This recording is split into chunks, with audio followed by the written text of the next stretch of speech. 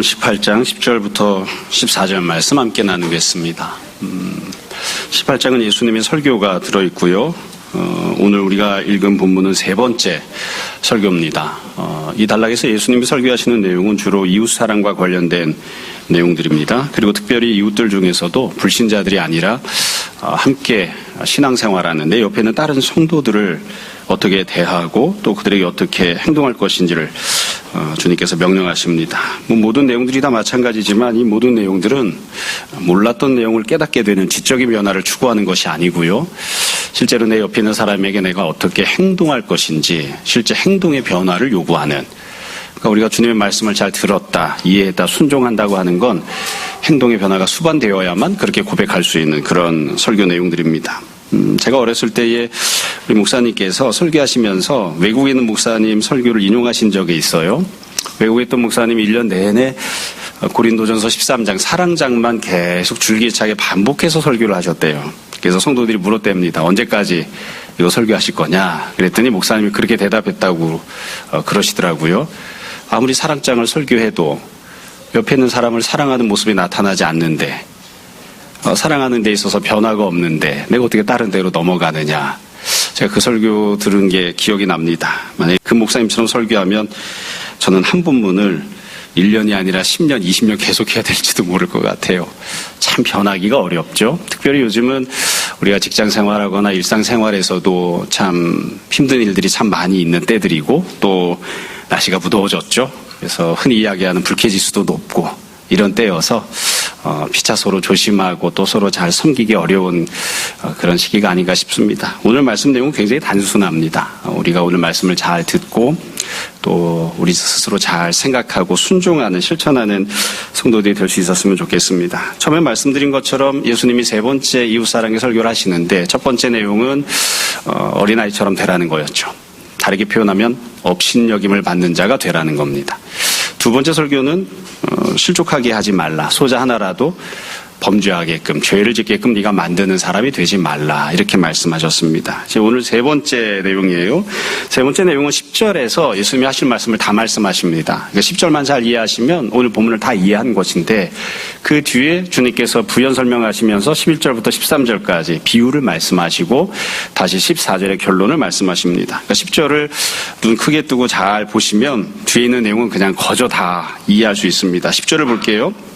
삼가 이 작은 자 중에 하나도 업신여기지 말라.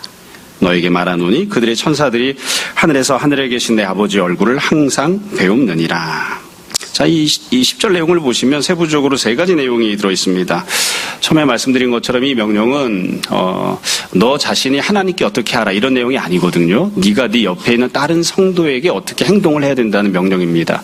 그래서 첫 번째 내용은 내 옆에 있는, 내가 행동을 해야 되는 내 옆에 있는 성도가 어떤 사람인지를 설명하시고, 두 번째는 내가 그에게 어떻게 행동해야 하는지를 설명하시고, 마지막 세 번째로 왜 그렇게 행동해야 하는지 이유를 말씀을 하셨어요.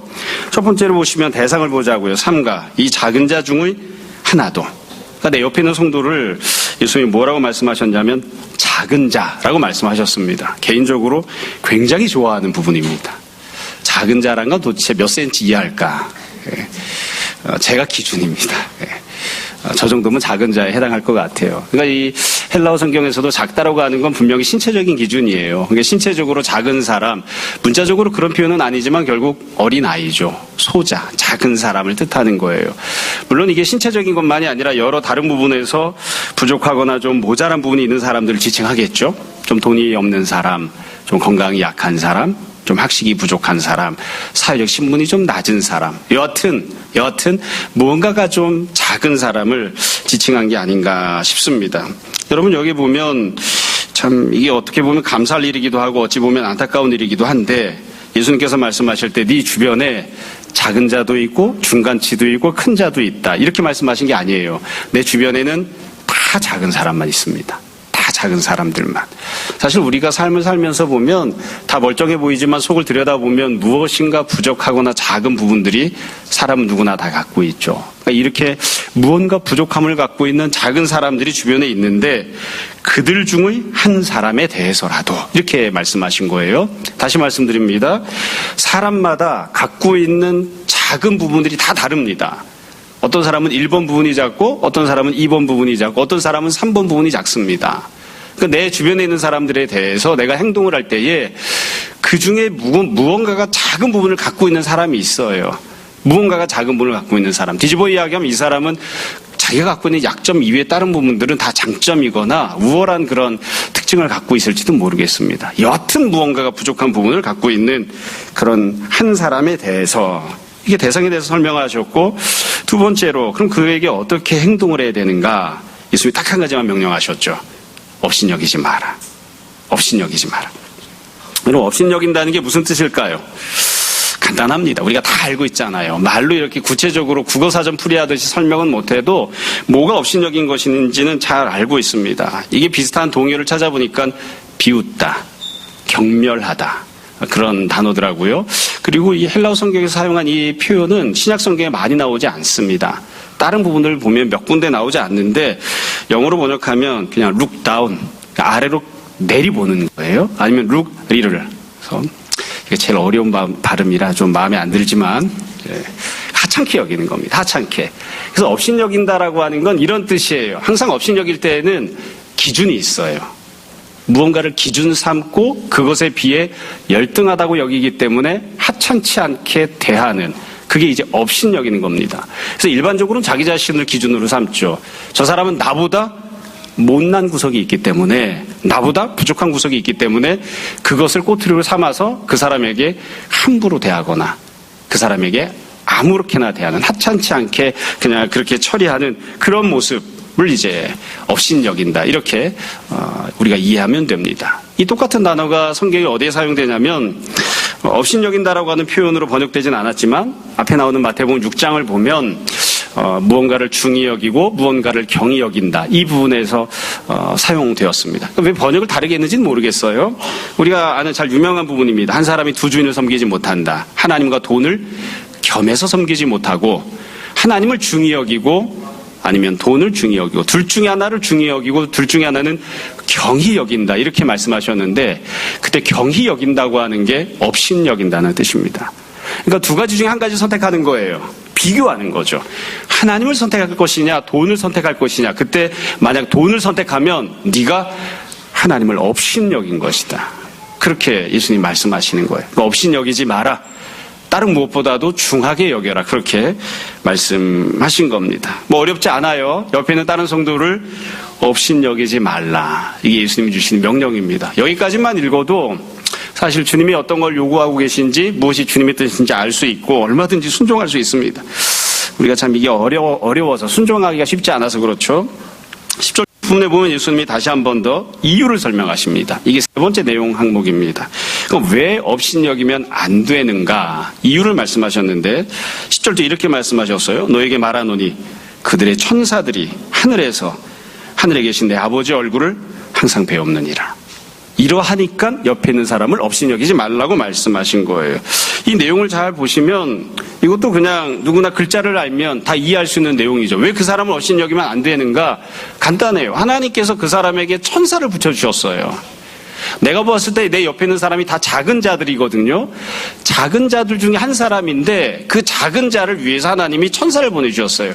이 사람은 대단하거나 우월하거나 탁월한 사람이 아닙니다. 태어날 때부터 천사의 수종을 받거나 천사의 도움을 받을 만한 그런 자격이나 신분을 갖추고 있지 못해요. 근데 하나님께서 이 사람에게 천사를 보내주신 거예요. 그럼 이 천사가 도대체 이 사람을 위해서 뭐를 하는가? 뭐 여러 가지 일을 하겠지만 본문에서는 딱 한 가지만 기록합니다. 이 사람이 어떤 사정에 있는지, 이 사람이 어떤 형편에 있는지, 이 사람과 관련된 모든 것들을 그 천사가 하늘에서 직접 하나님과 얼굴을 맞대어 보면서 천사가 하나님께 아랜다는 거예요. 하나님께 보고를 하는 거죠. 우리가 갖고 있는 고급 용어로 표현하자면 일러 바치는 거죠. 이 천사 역할은 일러 바치는 겁니다. 하나님께 이러이러했습니다. 저러저러했습니다 하고 일러 바치는, 보고하는 그런 모습인 거예요. 그러니까 이것 때문에 네 옆에 있는 사람을 업신여기지 말라 이렇게 표현한 거죠. 그러니까 요 예수님 말씀을 다르게 이야기하면 이렇게 말할 수 있어요. 네가 업신여길 수 있는 그 한 사람은 도대체 어떤 사람이냐? 네 옆에 있는 사람은 어떤 사람이냐? 간단해요. 하나님이 사랑하시는 사람입니다. 하나님이 그 사람을 사랑하시기 때문에 그 사람을 돕고 섬기기 위해서 천사를 보내주신 사람이에요. 그래서 그 사람이 현재 어떤 일을 당하고 있는지 어떤 처지에 있는지를 하나님이 속속들이 잘 알고 계시는, 하나님께서 속속들이 다 보고를 받고 계시는, 그게 네 옆에 있는 작은 사람이다. 그러니까 그 사람한테 함부로 하지 마라. 그 사람을 업신여기지 말라. 예수님께서 이렇게 명령하신 겁니다. 사실 이 구절 때문에 서구 사회에서는 아주 중요한 신앙 전통이 있죠. 우리가 흔히 이야기하는 수호천사 신앙 전통이 있습니다. 성도들은 그 사람이 아무리 하찮은 사람이어도 하나님께서 그 사람을 돕고 섬기기 위해서 천사들 한 사람씩 다 붙여놨다는 거예요. 여러분들은 잘 보이지 않을 수도 있지만 여러분 옆에 있는 사람을 위해서 하나님이 천사를 다 붙여주셨다. 각각 나름대로 수호천사가 있다. 이렇게 믿는 신앙이 있습니다. 저는 뭐 잘 모르겠습니다만 예수님 말씀을 문자 그대로 놓고 보면 제 수호천사도 있어서 수호천사가 저를 뭘 도와주는지는 모르겠어요. 여튼 저와 관련된 모든 것들을 하늘나라에서 천국에서 하나님께 다 일일이 아뢰는 그런 역할을 한다. 이렇게 주님이 말씀하신 겁니다. 자, 일단 여기까지 보면 예수님 무슨 말씀을 하셨는지 쉽게 알 수 있습니다. 간단합니다. 우리가 옆에 있는 사람을 쳐다보면 깊은 공부를 하지 않았어도, 많은 학문적인 연말을 하지 않았어도 이 사람이 얼마나 부족하고 모자란지, 이 사람이 얼마나 엉망진창인지, 이 사람이 왜 나와 같이 더불어 살면 이 사람이 나에게 십자가가 되는지 다 잘 알아요. 이거 가르쳐주지 않아도 다 눈에 잘 보입니다. 그리고 이 사람을 내가 업신여겨도 될 만한 수많은 이유들을 얼마든지 찾아낼 수 있어요. 얼마든지. 이건 수학 문제가 아니에요. 풀기 어렵지 않습니다. 이렇게 이야기하면 설교 시간에 은혜가 안 되기 때문에 안 하는 것뿐이에요. 옆에 있는 사람을 보세요. 내가 이 사람을 왜 업신여길 수 있을까? 세 가지를 대보세요. 그러면 금방 대볼 수 있습니다. 1번 키가 작다. 2번 몸무게가 조금 나간다. 3번 맘씨가 개판이다. 내가 업신여길 수 있는 이유를 얼마든지 찾아낼 수 있어요. 그럼에도 불구하고 그 사람을 업신여기지 말라는 겁니다. 그 사람이 훌륭하고 대단해서 그 사람이 받아야만 하는 합당한 대우를 그 사람에게 해주라는 뜻이 아니에요. 그 사람 엉망진창입니다. 그 사람 작은 사람이에요. 부족한 게 많아요. 내가 봐도 허물이 많으니까 다른 사람이 뭐 얼마나 허물이 많이 보일까? 인간인 내 눈에 보기에도 이와 같이 엉망진창의 모습을 갖고 있으니까 하나님이 보시면 얼마나 개판일까? 맞아요. 그 사람 엉망진창이 맞습니다. 그러나 그 사람을 업신여기지 말라. 이게 지금 주님이 말씀하시는 거예요. 다시 말씀드립니다. 왜 그 사람을 업신여기면 안 되는 건가요? 이유는 간단합니다. 그 사람을 하나님이 사랑하시기 때문입니다. 하나님이 그 사람을 사랑하시기 때문에 그 사람 자체를 대할 때에 그 사람 자체가 갖고 있는 자격을 보고 대하는 게 아니라 하나님께서 그 사람을 사랑하신다고 하는 그것을 생각하고 대하라는 거예요. 동시에 하나님께서 그 사람을 위해서 천사를 붙여주셨잖아요. 내가 그 사람에게 행동하는 모든 것들을, 내가 그 사람에게 업신여겼던 모든 것들을 하나님께서 일일이 다 보고를 받으실 겁니다. 그 사람을 위한 천사가 그 모든 것도 하나님께 아뢰할 것이니까. 안 어렵죠? 이게 예수님이 하신 말씀입니다. 이걸 조금 신학적으로 이야기하면 이렇게 이야기할 수 있을 것 같아요. 네가 받은 은혜를 너도 네 옆에 있는 다른 지체에게 동일하게 베풀라는 겁니다. 이게 어렵지 않아요. 여러분, 우리가 다 신앙생활하면서 우리 삶을 스스로 잘 알고 있기 때문에 잘 고백할 수 있는, 이게 어려운 신학적 내용이지만 사실은 다 알고 있는 내용이 있어요. 뭐냐면 우리는 의인인가 죄인인가? 우리 다 죄인이죠. 죄 안 짓는 사람 누가 있습니까? 우리 다 죄인입니다. 그러나 하나님이 우리를 누구라고 부르세요? 의인이라고 불러주신다고요. 왜 우리를 하나님이 의인이라고 불러주시나요? 우리가 죄를 안 짓기 때문인가요? 아닙니다. 이유는 간단해요. 하나님이 우리를 사랑하셔서 독생자 예수 그리스도를 우리에게 보내주셨습니다. 그래서 하나님이 우리를 보실 때에, 우리를 평가하실 때 뭘 보고 평가하시냐면 내가 행하고 있는 죄를 보고 우리를 평가하시는 게 아니라 내 안에 계신 예수님을 보시고 의인이라고 불러주시는 겁니다. 다시 말씀드려요. 우리가 죄를 안 짓기 때문에, 죄가 없기 때문에 그래서 우리를 의인이라고 말씀하시는 게 아니에요. 죄를 안 짓고 살 수 있는 사람은 누가 있겠어요? 다 죄를 짓습니다. 예수님 믿기 이전에도 죄를 지었고 예수님 믿은 다음에도 죄를 짓고 죄의 사함을 받은 다음에도 죄를 안 짓겠다고 부단히 노력하고 결심함에도 불구하고 계속 죄를 짓는다고요. 그러나 주님께서, 하나님께서 우리를 의인이라고 불러주세요. 왜요? 우리 안에 계신 예수님을 보시기 때문입니다. 하나님 우리를 사랑하시기 때문에 우리를 의인이라고 말씀하시는 거예요. 똑같아요. 그게 우리가 받은 은혜잖아요. 그러니까 너도 네 옆에 있는 사람에게 똑같이 하라는 거예요. 내 옆에 있는 사람을 보면 뭐가 보이나요? 부족한 사람이 보이죠. 작은 사람이 보이죠. 엉망진창인 사람이 보입니다. 이게 사람이야? 이런 느낌이 드는 그런 모습이 보일 수도 있습니다. 그러나 하나님께서 우리를 보실 때에 우리 어떠함에도 불구하고 내 안에 계신 예수 그리스도를 보는 것처럼 너도 네 옆에 있는 사람을 볼 때에 그 사람의 어떠함을 보지 말고 하나님께서 그 사람을 사랑하고 계시다고 하는 사실을 보라. 그 사람 안에 들어있는 예수님을 보라. 그 사람 안에서 지금도 탄식하며 간구하고 계시는 성령님을 보라. 그 사람이 성령의 사람임을, 예수 그리스도의 사람임을, 하나님의 아들임을, 하나님의 딸임을 보는 자가 되고, 그것 때문에 그 사람을 업신여기지 말라고 말씀하는 겁니다. 오늘 설교는 여기까지입니다. 이게 예수님이 여기서 설교를 딱 마무리하셨으면 오늘 설교 여기서 끝날 텐데, 이걸 조금 더 상세하게 말씀하시려고 주님이 비유를 덧붙이셨어요. 그래서 설교가 조금 더 진행됩니다. 함이나 실망했지? 아니야? 그럴 줄 알았지? 자, 11절부터 비유입니다. 우리가 다 상식적으로 추론을 하자면 비유를 말씀하시는 이유는 조금 더 쉽게 분명하게 말씀하시기 위해서죠. 설명하기 위해서죠. 그러니까 이 비유 안에는 예수님께서 뭔가 강조해서 설명하시려고 하는 내용이 들어있는데 10절 내용을 반복하는 거거든요. 그래서 10절에 나온 세 가지 내용 항목 중에 무언가를 강조하실 겁니다. 다시 말씀드립니다. 10절에서 예수님이 첫 번째, 네가 돼야 되는 그 사람은 어떤 존재인가를 말씀하시고, 두 번째, 너는 어떻게 행동해야 되는가를 말씀하시고, 세 번째, 왜 그렇게 행동해야 하는지 이유를 설명하셨어요. 이 세 가지 항목 중에 하나를 강조해서 설명하시겠죠. 아니면 세 가지를 다 강조하실 수도 있고요. 자, 유명한 비유입니다. 11절부터 13절에 보시면, 11절에 보면 없음 이렇게 되어 있죠. 지나가는 말이지만 옆으로 잠깐 빠져서 말씀을 드리면, 이 신약 성경이 헬라어 성경이, 이게 신약 성경이 헬라어로, 그리스어로 기록이 되어 있습니다. 근데 그리스어는 대문자가 있고 소문자가 있습니다. 근데 예전에 사본을 기록할 때에 대문자로 기록했던 대문자 사본도 있고 소문자로 기록했던 소문자 사본도 있습니다. 그런데 처음에는 대문자로 기록된 그 대문자 사본에서 성경을 번역을 주로 했었거든요. 그래서 종교개혁 이후에는 소문자로 된 사본에서 주로 이거 보충해서 번역을 주로 많이 했습니다. 그러다 보니까 대문자 사본과 소문자 사본 사이에 조금 충돌이 생기는 부분들이 조금씩 생기는 거예요. 그중에 가장 유명한 부분이 이겁니다. 없음 구조. 이게 대문자 사본에는 있는데 소문자 사본에는 없는 부분입니다. 그러니까 이거를 그냥 비워도 되는데 비우지 않고 이게 대문자 사본에는 있습니다. 근데 우리는 번역하지 않았습니다. 해서 없음이라고 표현을 남겨둔 거예요. 그래서 이 없음 구절을 어떤 게 대문자 사본인지를 보시려면 우리가 흔히 이야기하는 킹 제임스 버전에는 이 구절이 있습니다. 킹 제임스 버전은 대문자 사본에서 번역한 성경이거든요. 우리가 요즘 주로 보는 NIV나 다른 버전들은 소문자 사본에서 번역한 거예요. 그래서 혹시 궁금하신 분들은 보시면 됩니다. 11절 내용은 12절부터 나오는 내용과 상관되어 있는 그런 내용이 나옵니다. 자, 비유를 먼저 볼게요. 12절에 보면 예수님이 이렇게 말씀하시죠. 너희 생각에는 어떠하냐? 비유에 등장하는 여러 항목인데 첫 번째 항목이 있어요. 만일 어떤 사람이 양 100마리가 있는데, 첫 번째 등장은 어떤 사람에 대한 설명입니다. 어떤 사람이 양을 100마리 갖고 있어요. 양을 100마리. 자, 이 양을 100마리 갖고 있다고 하는 건 참 독특한 특징입니다.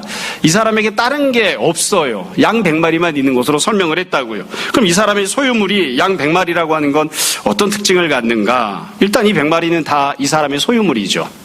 이 중에 어떤 것도 다른 사람의 소유가 없어요. 다 내 거예요. 첫 번째 양, 두 번째 양, 99번째 양, 100번째 양 다 이 사람의 소유물입니다. 이 사람 거예요. 또 다른 특징이 있어요. 이 사람은 다른 소유물은 없어요. 몽땅 다 양이에요.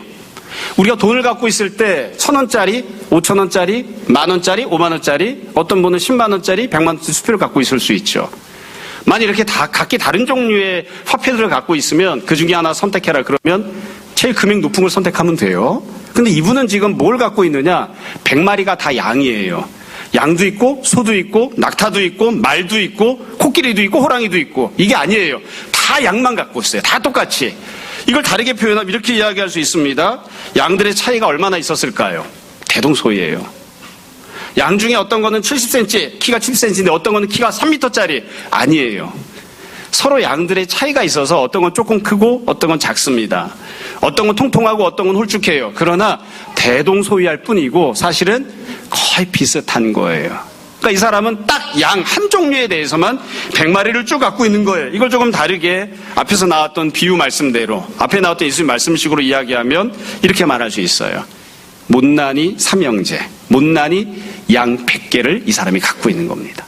이 사람 다른 게 없어요. 비슷비슷한 양들만 100마리를 갖고 있는 거예요. 자, 두 번째로 비유를 보시면 이 양 100마리가 어떻게 처신을 하는지 또 어떻게 행동하는지가 나옵니다. 그 100마리 중에 12절 중간입니다. 그 중에 하나가 길을 잃습니다. 한 마리가 길을 잃어요. 참 저는 개인적으로 이런 걸 보면 약간 기분 나쁘려고 합니다. 말 잘 듣는 99마리 기준으로 설명을 안 하고 말 안 듣는 사라져버린 한 마리를 기준으로 말씀하시잖아요. 99마리에 대해서는 설명이 없어요. 99마리는 목자랑 같이 있습니다. 한 마리는 길을 잃어버렸어요. 어떤 게 훌륭한 양입니까? 같이 있는 양이 훌륭하잖아요. 그러니까 99마리는 목자와 같이 있었다. 근데 한 놈만 길을 잃었다. 이렇게 해야 될 것 같은데 99마리에 대해서 설명이 없어요. 한 마리가 길을 잃은 거예요. 또 길을 잃었다고 하는 표현도 이 목자가 이 주인이 한 마리를 잃어버렸다고 표현하지 않죠. 그 녀석이 길을 잃어버린 거예요. 그 녀석이. 왜 잃었는지는 모르겠습니다. 이 양이 목자를 따라가다가 자기의 능력이 부족해서 따라가는데 부족해서 길을 잃어버린 것인지 아니면 나는 신천지에 가서 내 마음대로 내 인생을 펼쳐보고 살고 싶어 이렇게 죄를 지으려는 마음으로 떠나가 버린 건지 이유는 잘 모르겠어요. 여하튼 길을 잃은 양 한 마리가 있습니다. 자, 이게 두 번째 양들과 관련된 설명이에요. 세 번째, 그럼 이 사람은 마지막으로 어떻게 행동을 하는가? 이 사람의 행동이 나옵니다. 12절 맨 끝입니다. 이렇게 돼 있죠. 그 99마리는 산에 둡니다. 자기 곁에 있었던 99마리의 양은 산에 둡니다. 그냥 내버려 둬요. 모르겠어요. 그냥 아무렇게나 두지는 않았겠죠. 한 마리 잃어버려도 마음이 아픈 판에 99마리는 어떻게 되든 상관없다. 이건 아니었을 거예요. 잃어버리지 않게끔 어떻게든 여하튼 조치를 취했겠죠. 여하튼 목자가 없는 시간을 보내게끔 그들만 홀로 둡니다. 99마리는 홀로 남겨두고 어떻게 하느냐. 길 잃은 한 마리 양을 가서 찾습니다. 이게 목자가 하는 행동이에요. 목자가 하는 행동. 여러분 여기 보면 뒤에 가면 이렇게 해놓았어요. 13절에 보면 진실로 너에게 이르노니 만일 찾으면, 뒤집어 이야기하면 찾지 못할 수도 있는 거죠. 만일 찾으면 길을 잃지 아니한 99마리보다 이것을 더 기뻐하리라. 잃어버렸다 찾았기 때문에 더 기뻐한다. 참 저는 제가 개인적으로 생각할 때는 항상 주님 곁에 붙어있는 편에 속하기 때문에 왜 나를 중심으로 말씀을 안 해주시고 길을 잃어버린 그 녀석을 중심으로 말씀하실까? 이게 항상 서운할 때가 많이 있습니다.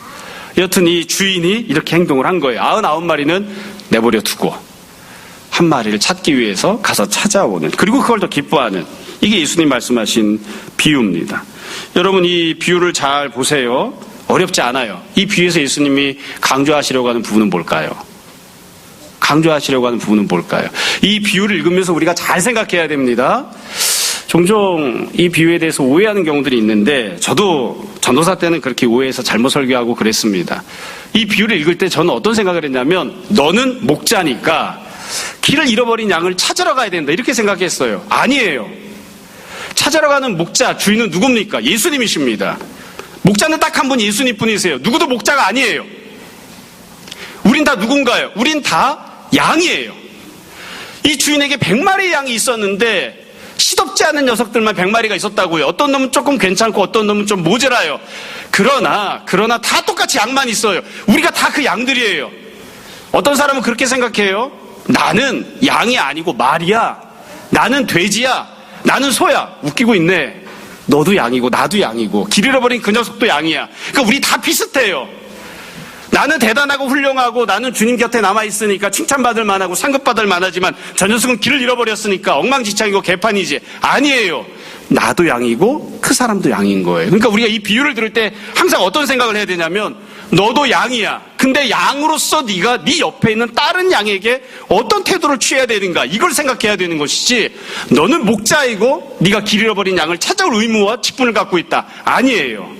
예수님 말씀하신 이 비유에서 목자는 딱 한 분, 예수님 한 분뿐이십니다. 우린 다 양이에요. 우린 다 양입니다. 이 내용을 보면 결국 비유에서 예수님이 강조하시는 건 그거죠. 도대체 그 사람이 어떤 녀석인가? 그거 별로 관심 안 가지세요. 네가 그 사람에게 어떻게 해야 되는가? 업신여기지 말라. 그거 강조하는 비유도 아니에요.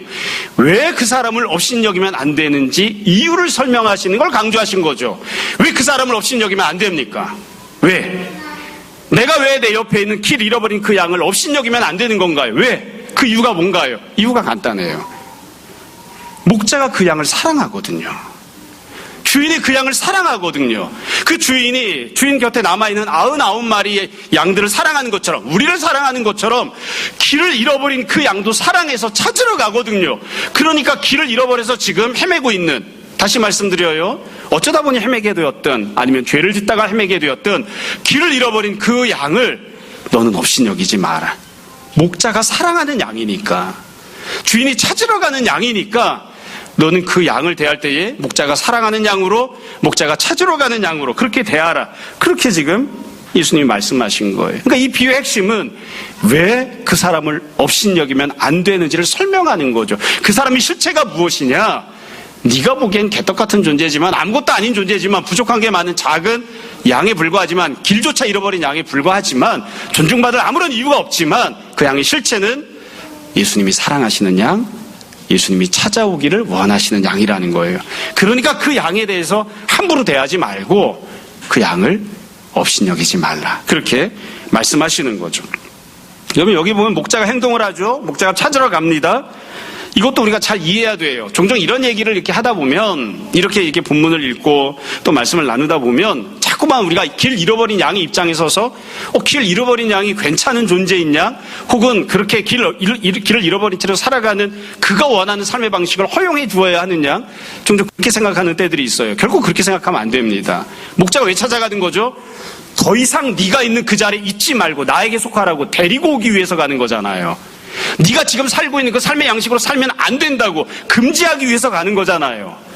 네가 무엇을 원했던, 네가 무엇을 계획했던, 네가 무엇을 좋아하건, 네가 여지껏 무엇을 위해 성실히 살았건 그거 그만두고 네가 살고 있던 삶의 자리를 정돈하고 내가 있는 곳으로 오라고, 나에게 속한 자가 되라고 데리고 오려고 이 목자가 찾으러 가는 거잖아요. 다시 말씀드려요. 길을 잃어버렸다는 건 자랑거리가 아닙니다. 잘하고 있는 게 아니에요. 그래서 그 사람을 존중해 준다든지, 그 사람이 하고 있는 모든 것들을 잘하고 있다고 칭찬해 준다든지, 격려해 준다든지 천만에요. 그러라고 하는 게 아니에요. 업신여기지 말라고 하는 것은 그 사람이 말하는 모든 것들을 존중해 주라는 뜻이 아닙니다. 그냥 업신여기지 말라는 것뿐이에요.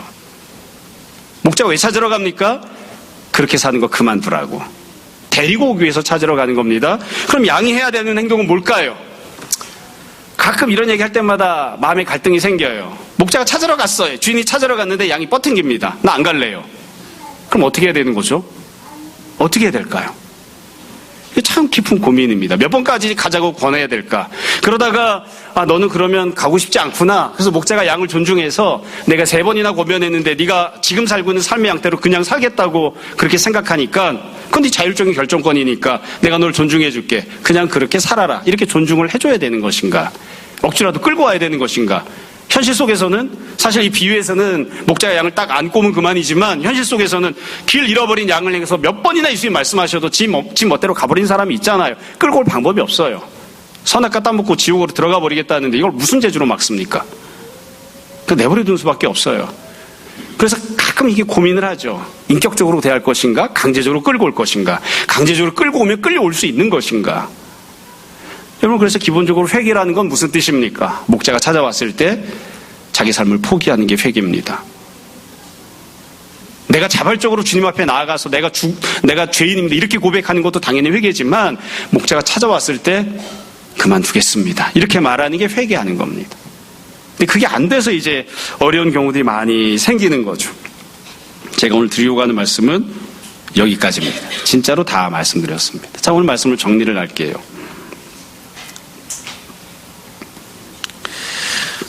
오늘 말씀을 들으면서 우리가 잘 생각해야 될 부분들이 있습니다. 14절에서 예수님이 결론을 내리셨는데 똑같은 말씀이어서 생략하고 건너뛴 겁니다.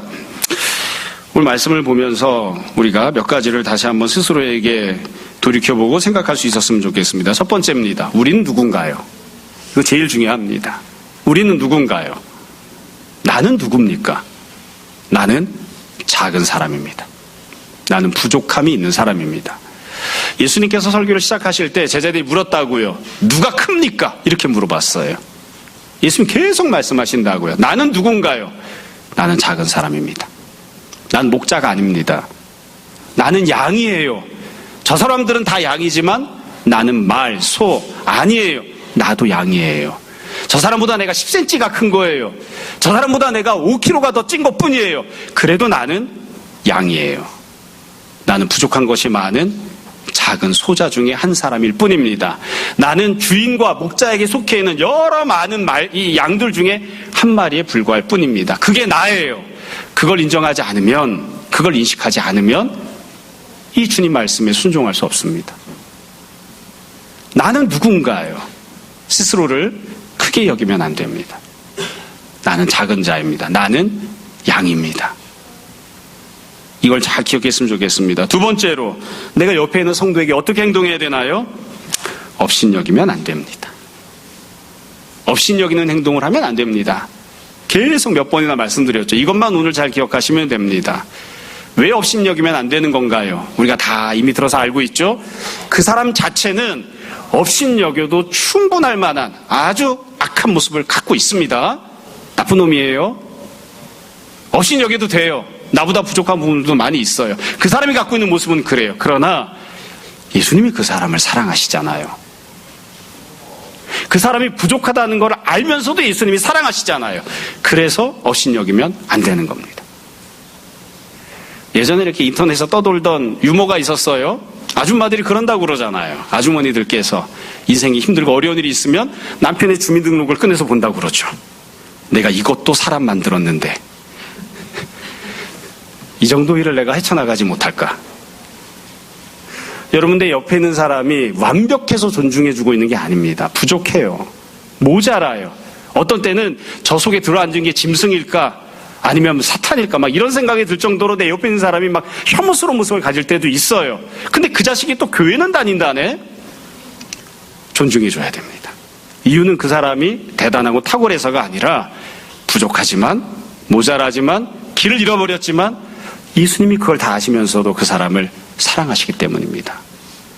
그러니까 우리가 옆에 있는 사람을 대할 때 항상 주님을 생각해야 됩니다. 하나님께서 우리를 대하실 때에 주님을 생각하시는 것처럼 우리도 옆에 있는 사람을 대할 때 주님을 생각해야 됩니다.